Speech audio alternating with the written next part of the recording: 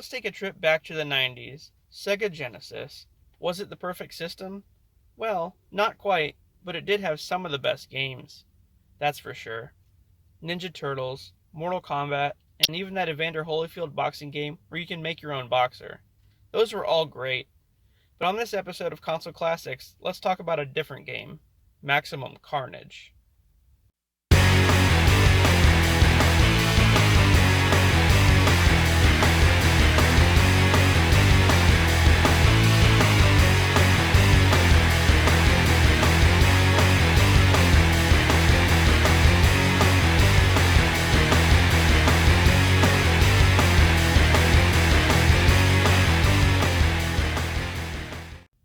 Maximum Carnage is a side-scrolling fighting game put out by Acclaim in 1994. It followed the Spider-Man villain Carnage, who attempted to use his symbiote to take over New York City. Basically, Cletus Cassidy breaks out of Ravencroft Institute using the symbiote and goes around collecting a group of villains. The game was pretty straightforward. You play as Spider-Man and just cruise down the street beating the hell out of random low-level thugs, who actually aren't thugs at all, but brainwashed citizens of the city who were brainwashed by Shriek, all of which had the same character design but had different palette-swapped outfits. And they all had preppy white dude names. For whatever reason, all the females had a karate stance when attacking you, and all were wearing berets. Like, why? Just why? You could swing around, spin kick, and do all kind of combos, or just web them and punch them in the face. Whatever you prefer. And usually, there are bosses at the end of each stage, but they're pretty easy to take down. Anyway, so you go through various stages in the game, eventually fighting against other villains like Shriek, Doppelganger, and some others including fat guys with frying pans. And you're not alone. You can also have Venom, Captain America, and more heroes aid you in the fight. There's a lot of heroes in this thing actually. Black Cat, Firestar, Morbius, and countless others. And I will say some levels are just plain nonsense.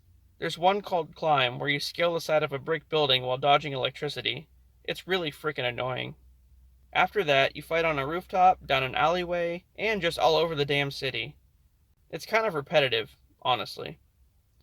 After the alleyway, you fight Doppelganger and Shriek again inside of a church, and then gain the option to play as Venom. I mean, who wouldn't want to do that? Anyway, so you fight Demogoblin in Times Square, and then Spider-Man just plain loses it and goes into rage mode. Occasionally, you can summon Cloak to help you, and he just blacks the room out. When the light returns, the villains are just all laying on the floor in a heap. Pretty sketchy. But after a while, realizing that Carnage is hurt by high-pitched frequency, the group of heroes decide to take down Carnage with a special sonic gun located at the Fantastic Four's headquarters.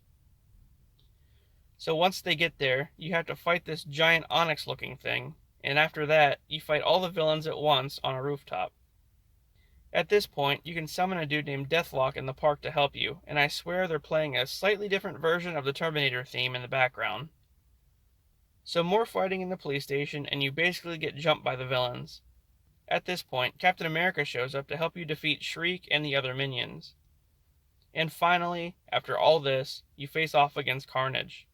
He's pretty hard to fight, I'm not gonna lie, but if you're getting your ass kicked, you can call Iron Fist to regenerate your health throughout the fight, so that's helpful. So you defeat Carnage, and just when you think it's all over, he comes back. But this time, Spider-Man and Venom double team him, and that's pretty much it. That's the game. So for what it is, it's pretty great. Were some of the levels bullshit? I mean, yeah, but that's okay. The nostalgia factor alone on this one is enough. Anyway, guys, I hope you enjoyed this episode, and I'll see you later.